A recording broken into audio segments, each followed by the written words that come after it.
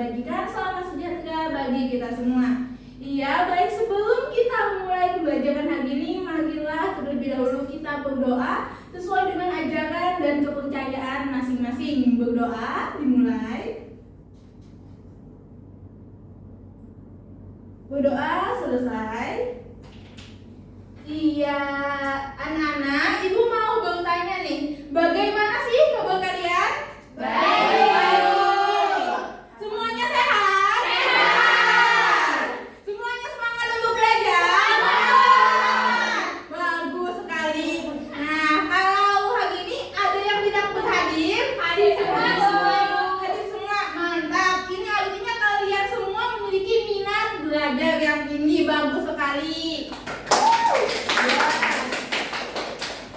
Nah, anak-anak, sekarang kalian siapkan buku catatan, buku latihan, dan buku paket kalian. Siapkan juga pulpen dan alat tulisnya. Ya, silakan dibuka halaman 129 buku paketnya. Sudah? Sudah. Ya, bagus. Nah, sekarang ibu mau bertanya, apa sih yang kalian pelajari pada pertemuan sebelumnya? Teks berita, Ibu. Iya, bagus. Ada lagi? Mencari sumber berita, Ibu. Iya, bagus sekali ya. Jadi, ibu mau bertanya lagi. Ada yang tahu tidak berita hoax itu berita apa? Saya, Ibu. Iya, silahkan. Berita hoax itu berita palsu, Ibu. Berita yang isinya fakta yang direkayasa. Wah, bagus sekali ya. Ayo, tepuk tangan untuk yang jawab. Iya, jadi di pertemuan sebelumnya kalian sudah belajar mengenai teks berita, tepatnya sumber berita. Iya, anak-anak. Nah, pada hari ini kalian akan belajar mengenai menulis teks berita. Ini adalah materi terakhir pada bab 4 ini. Nah, bisa dibilang di sini kita akan melakukan sebuah proyek nantinya. Nah, kemudian tujuan pembelajaran hari ini adalah agar kalian mampu menyampaikan informasi secara sistematis, terstruktur, dan efektif melalui kegiatan menulis teks berita sederhana dengan baik dan akurat. Nah, adapun alur kegiatan kita pada hari ini ada tanya jawab, diskusi, dan presentasi. Tetapi kegiatan presentasi ini akan kita lakukan pada pertemuan berikutnya. Nah, sebelum kita mulai, kita nonton video dulu.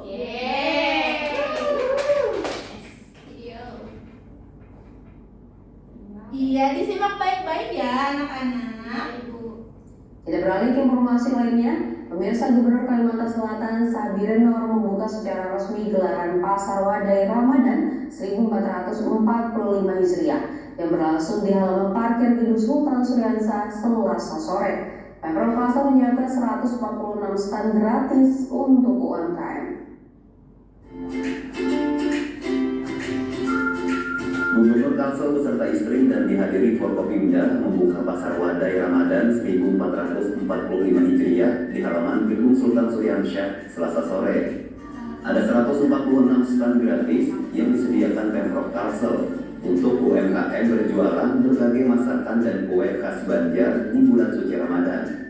Gubernur Kalsel Sabire Noor mengatakan meski tempatnya berbeda dari tahun sebelumnya, ia sangat bersyukur Pasar Wadai kali ini bisa terlaksana dengan lancar.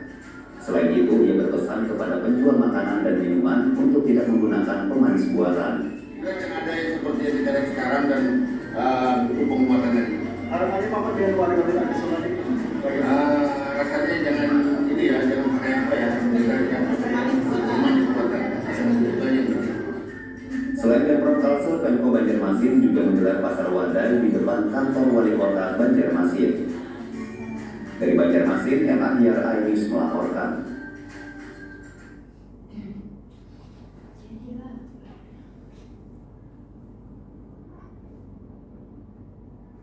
Iya, sudah selesai. Sobat pemirsa, Iya, sudah selesai kan tadi menonton videonya? Sudah. Videonya membahas tentang apa sih? Pasar Wadai. Pasar Wadai. Pernah ke Pasar Wadai? Nah, sekarang Ibu mau bertanya, bagaimana sih bahasa yang digunakan pada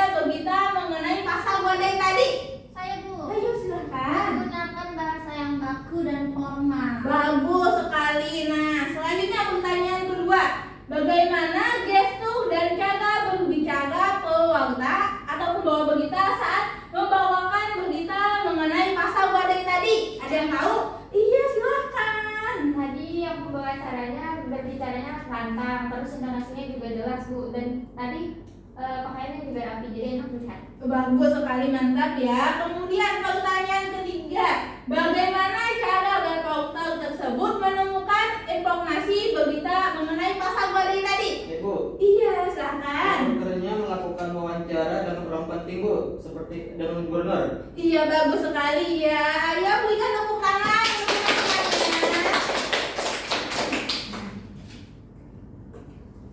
Iya, kan tadi setelah menonton berita itu tadi, itu adalah berita mengenai pasar wadai. Pasar wadai ini merupakan budaya serta tradisi di Kalimantan Selatan untuk menyambut bulan puasa Ramadan. Tetapi selain itu ada juga nih tradisi lain di Kalimantan Selatan. Ada yang tahu tidak apa saja? Iya, Iya, bagus. Iya, bagus. Ada tahu? Bukber. Iya, bubuget, iya, yang macam-macam ya tradisi menyambut bulan puasa Ramadan di Kalimantan Selatan tadi. Ya tadi ada buku takjil ya, bataman Al-Quran, bata tarangan, kemudian jalah kubur dan sebagainya. Ya ada bermacam-macam. Nah, kemudian sampai di sini ada yang ingin bertanya dulu tidak? Tidak. Kalau tidak ada, Ibu lanjutkan ke pembahasan kita berikutnya, yaitu langkah menulis berita. Langkah menulis berita ini terbagi menjadi ke dalam 5 tahap. Nah, langkah pertama itu adalah memilih peristiwa atau kejadian terbaru atau terkini. Nah, jadi pemilihan peristiwa ini haruslah menarik. Peristiwa tersebut harus menjadi perbincangan banyak orang. Dan peristiwa yang dipilih ini diperoleh dari berbagai sumber. Bisa dari pengamatan langsung dengan kita mendatangi tempat terjadinya, bisa juga dengan wawancara. Wawancara ini bisa wawancara langsung atau dengan via online daring. Nah, bisa juga melalui penelitian dari artikel atau jurnal orang lain seperti itu. Kalau peristiwa kejadian terkini yang baru terjadi yang kalian tahu apa? Itu tadi Bu, pasar wadai tadi. Iya, bagus. Ya, ini adalah peristiwa yang baru terjadi dan sedang masih hangat dibicarakan. Iya. Nah, kemudian langkah berikutnya adalah mengumpulkan informasi yang mendukung. Nah, informasi yang kita kumpulkan untuk teks berita ini kita susun memuat unsur-unsur adik Simba. Tahu apa itu adik Simba? Iya. Nah, jadi kita mencari tahu apa, di mana, kapan, siapa, mengapa dan bagaimana dari berita tersebut. Nah, selanjutnya langkah ketiga kita mulai menyusun berita. Di sini kita mulai membuat kerangka berita yang kita buat menggunakan model piramida terbalik. Nah, jadi bagian pentingnya akan kita letakkan di awal berita, kemudian dilanjutkan dengan informasi yang tidak begitu penting. Nah, pembuatan kerangka berita ini haruslah detail dan buntut agar beritanya itu dapat padu, agar beritanya dapat jelas dan mudah dipahami oleh pembaca. Nah, selanjutnya adalah langkah menentukan judul. Nah, jadi ketika kita buat berita ini, kita menyusunnya dulu anak-anak. Baru ketika sudah selesai, kita mulai menentukan judulnya. Judulnya ini haruslah menarik dan mampu menggugah pembaca dan mempengaruhi pembaca untuk membacanya sampai tamat. Nah, jadi judulnya ini juga harus sesuai nih dengan isi beritanya itu. Iya, selanjutnya langkah terakhir menyunting berita. Nah, jadi setelah kita selesai menulis berita, kita akan menyuntingnya. Apakah ada kesalahan tulis atau kesalahan ketik pada hurufnya, tanda bacanya, apakah sudah rapi atau belum tulisan kita seperti itu. Nah, sampai di sini ada yang ingin bertanya, Nana? Tidak ada. Berarti sudah paham ya? Iya. Semoga lancar-lancar saja saat mengerjakan tugas. Iya. Kemudian kalau misalnya nih Ibu minta kalian membuat berita tentang tradisi dan budaya di Kalimantan Selatan untuk menyambut bulan Ramadan, bisa tidak? Bisa. Bisa tidak? Berarti siap ya? Siap. Ya, bagus sekali. Iya, kemudian kita akan melakukan kegiatan diskusi kelompok. Untuk kelompoknya ini sudah Ibu bagi berdasarkan hasil asesmen diagnostik yang pernah kalian lakukan sebelumnya. Nah, ini adalah kelompoknya. Nah, di sini ibu membagi kalian menjadi 3 kelompok. Kelompok visual yang nama kelompoknya pasar wadai, dan kelompok audio tauri yang nama kelompoknya bagelakan sahur, dan kelompok kinestetik yang nama kelompoknya balata kangen. Nah, nama kelompok ini hanyalah sekedar nama saja agar kalian semakin mengenal budaya di Kalimantan Selatan. Kalian tidak harus mencari berita tentang nama kelompok kalian. Dapat dipahami anak-anak? Bisa, bagus ya. Iya, jadi ibu bagikan dulu RKPD untuk kalian. Iya. Ini duduknya sudah sesuai kelompok kan ya? Ya. Terima kasih, Bu.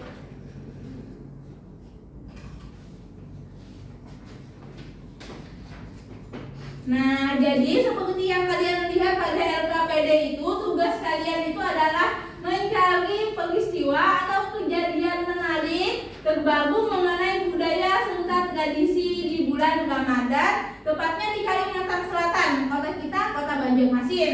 Nah, jadi bebas ya beritanya ini tentang apa, asalkan terbaru, aktual. Nah, kemudian kalian harus mengumpulkan informasi pendukung untuk berita tersebut. Kemudian kalian menyusun beritanya berdasarkan adik Simba, dari informasi yang paling penting sampai yang kurang penting. Kemudian kalian memilih judul yang menarik bagi berita kalian agar pembacanya merasa tertarik untuk membaca. Langkah kelima, kalian menyunting berita yang sudah kalian buat agar hasilnya lebih bagus lagi. Nah, kemudian kalian membuat berita ini dengan sekreatif mungkin. Nah, sekreatif mungkin ini maksudnya seperti apa sih? Nah, jadi maksudnya di sini kelompok visual dapat membuat dalam bentuk poster, infografis, mind mapping, scrapbook, video. Kalau kelompok audio tauri dapat membuat tugasnya dalam bentuk podcast, rekaman suara atau video. Kemudian kelompok kinestetik dapat membuat tugasnya dalam bentuk demonstrasi atau bermain peran dengan memperagakan menjadi pewarta, reporter, dan narasumber. Nah, ini hanyalah sekedar saran dari ibu yang dapat disesuaikan dengan kalian sendiri. Jadi kalian bebas nih ingin menunggu saran ini atau tidak. Nah, tetapi kalau kalian berhasil nih membuat tugasnya dengan sekreatif mungkin seperti ini, ibu jamin nilai kalian tinggi. Sudah tidak? Iya. Nah, ini contohnya ya. Contoh tugas yang produknya berupa video. Kalian ceritanya di sini menjadi pembawa berita. Nah, sekarang kita akan membahas mengenai waktu dari tugas kalian. Nah, kan pada pertemuan kali ini kalian hanya berdiskusi mengenai tugas kalian. Kalian mendiskusikan seperti apa produk kalian mendiskusikan kerangka beritanya seperti apa.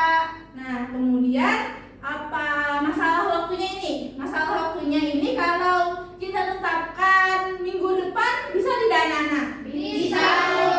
Iya, bisa kan ya? Jadi ibu harap di minggu depan kalian sudah selesai mengerjakan proyek menulis teks berita ini. Jadi pada minggu depan kalian bisa siap untuk presentasi. Iya, sampai di sini ada yang dibingungkan? Iya, bagus ya. Iya, jadi silahkan kalian berdiskusi dengan anggota kelompoknya masing-masing mengenai tugas kalian. Ya, silahkan berdiskusi.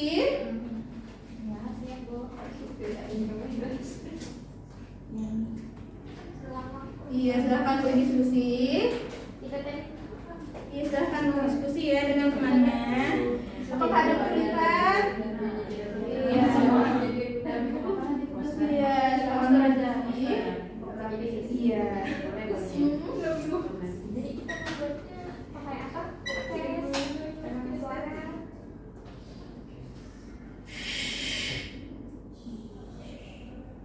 Iya, karena terbatasnya waktu kita untuk sesi diskusi ini dapat kalian lanjutkan ketika sudah selesai sekolah, atau mungkin kalian diskusi lewat WA dengan temannya, bisa saja.